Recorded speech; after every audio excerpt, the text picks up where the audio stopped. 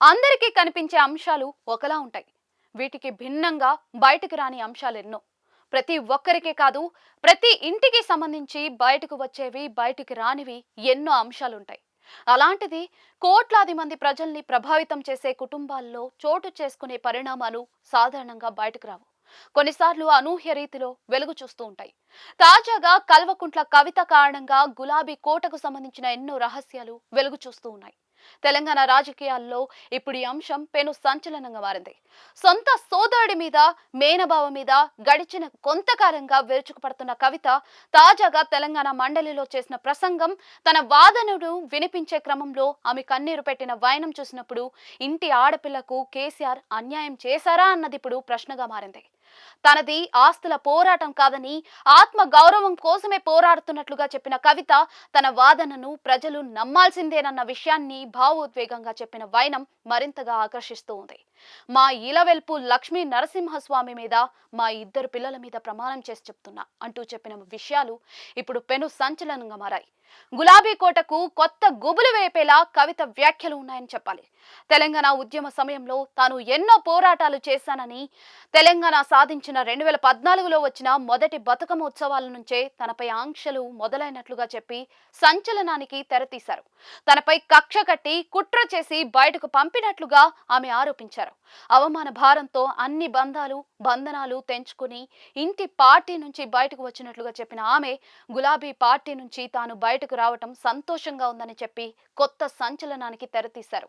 తెలంగాణ వచ్చిన తర్వాత రాష్ట్రానికి మంచి జరుగుతుందని ప్రజలకు ఆశ ఉండేదని, కానీ వారి ఆశలన్నిటినీ కూడా 10 ఏళ్ల కాలంలో అడియాసలు చేశారన్న కవిత, తెలంగాణ కోసం పోరాడిన లక్షలాది మంది ఉద్యమకారులకు బీఆర్ఎస్ లో ఇసుకంత గౌరవం కూడా దక్కలేదు. అమరవీరుల స్మారక స్తూపం, అంబేద్కర్ విగ్రహం నిర్మాణంలోనూ అవినీతికి పాల్పడ్డారు. టీఆర్ఎస్ నుంచి బీఆర్ఎస్ గా మార్పు చేయడాన్ని అప్పట్లో తీవ్రంగా వ్యతిరేకించా. తెలంగాణలో ఏం పీకి కట్టామని జాతీయ స్థాయిలో పీకుతామని బీఆర్ఎస్ గా మార్చారు. నాది ఆస్తుల పోరాటంగా ప్రచారం చేస్తున్నారు. రాజకీయం కోసం కాంగ్రెస్ దాన్ని వాడుకుంటూ ఉంది. రాజకీయాల్లోకి రావాలని నేను అనుకోలేదు. అంతర్జాతీయ స్థాయిలో ఎన్జీఓ నడపాలనే ఆలోచనలో ఉన్నా. బీఆర్ఎస్ పార్టీ వాళ్ళే పిలిచి నిజామాబాద్ పార్లమెంట్ టికెట్ ఇచ్చారు.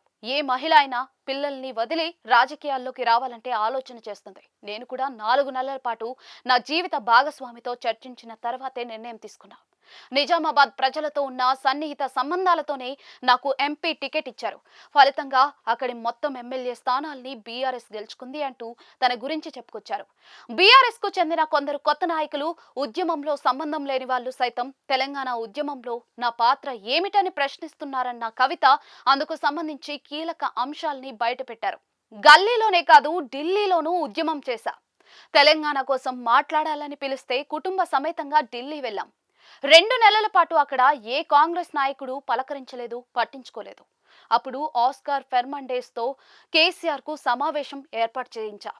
ఆ తర్వాతి రోజే సోనియా గాంధీ ఒక్క రోజులోనే 7-8 సార్లు కేసీఆర్ తో సంప్రదింపులు జరిపారు. 2013 ఆగస్టు, సెప్టెంబర్లలో ఉద్యమకారులంతా నిప్పుల కుంపటి మీద కూర్చున్నట్లుగా భయపడాల్సి వచ్చింది.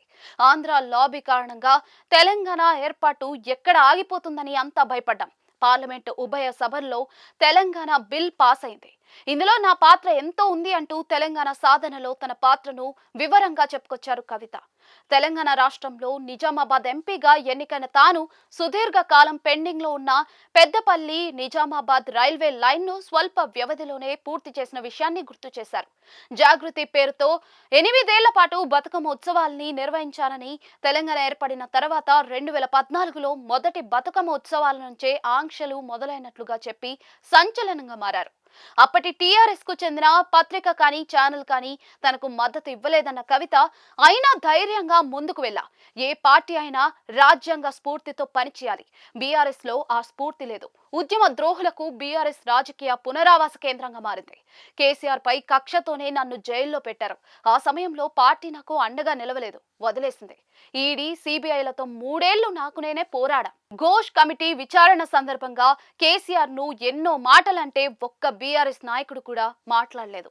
జాగృతి సంస్థ ద్వారా నేనే పోరాడా అంటూ తాను చేసిన పనుల చిట్టాను విప్పారు. మొత్తంగా పార్టీ అధినేతకు తానెంతో చేసినా కూడా తనను ఏమి ఏమీ చేయలేదని చెప్పడం ద్వారా ఇంటి ఆడపిల్లకే కేసీఆర్ ఏమీ చేయలేదన్న విషయాన్ని కవిత చెప్పకనే చెప్పేశారు. పార్టీలో తనకు జరిగిన అన్యాయాలని ఎకరువు పెట్టిన కవిత మాటల్లో నిజం ఎంత ఉందన్నది పక్కన పెడితే ఆమె సంధించిన ప్రశ్నలకు గులాబీ కోట ఉక్కిరి బిక్కిరి అవుతుందని మాత్రం చెప్పక తప్పదు.